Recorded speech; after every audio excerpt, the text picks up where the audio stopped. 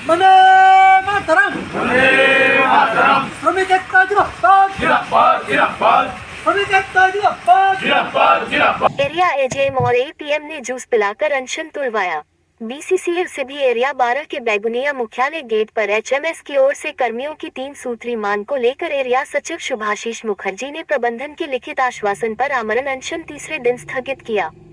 बुधवार को अनशन स्थल पर एरिया 12 के एजीएम सुभाशीष घोष एपीएम शायद गोस्वामी ने जूस पिलाकर अनशन समाप्त करवाया।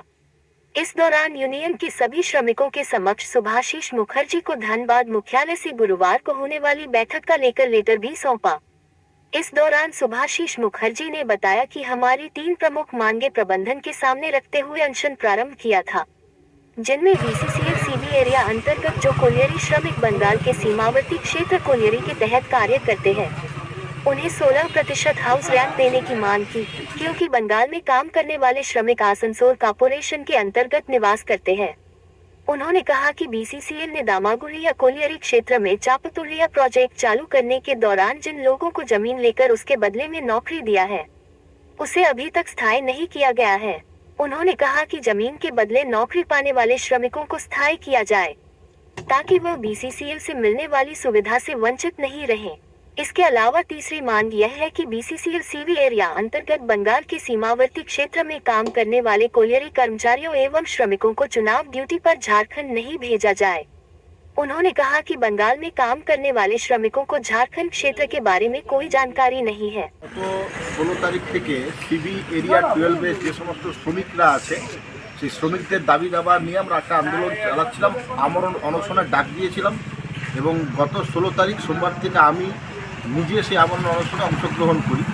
আজকে কুলটি প্রশাসন, পুলিশ প্রশাসনের তরফ থেকে বরাকর ফাঁড়ির বড়বাবু ছিলেন, আইসি কুলটি ছিলেন কৃষ্ণেন্দু দত্ত সাহেব এবং আমাদের additional general manager Subhasish Ghosh এবং পার্সোনাল ম্যানেজার যিনি আছেন সায়ক গোস্বামী সাহেব এবং আমার সিবি এরিয়ার সমস্ত শ্রমিকদের উপস্থিতিতে ওনারা হেডকোয়ার্টারের সাথে আজকে কথা বলে আমাদের যে মূল ডিমান্ড ছিল, যে 3টে ডিমান্ড, সেই ডিমান্ডের পরিপ্রেক্ষিতে আগামীকাল হেডকোয়ার্টারের প্রতিনিধি আমাদের এরিয়া কনফারেন্সে এসে আমাদের সাথে বৈঠক করবে।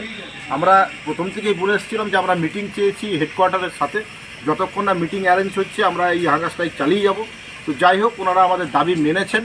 আমরাও চাই যে আন্দোলনের থেকে যে শ্রমিকদের যে মেন দাবি 16% যে হাউস রেন্ট এবং যাদেরকে রেগুলাইজ হয়নি তাদেরকে রেগুলাইজ করা, এবং আমার পশ্চিমবঙ্গের যে সমস্ত বাসিন্দারা এখানে আছেন, যারা শ্রমিক বন্ধুরা আছেন, তাদেরকে যেন অন্যান্য কোনো স্টেটে ইলেকশন ডিউটিতে না পাঠানো হয়। যদি কেউ সদিচ্ছায় যেতে চায় সেটা তার ব্যাপার, কিন্তু জবরদস্তি করে অন্য আমাকে ব্লকের আদিবাসী দেখিয়ে অধিবাসী দেখিয়ে আমাদেরকে জবরদস্তি করে যে ইলেকশন ডিউটিতে পাঠানো হয়েছে তার বিরোধিতা করেছিলাম।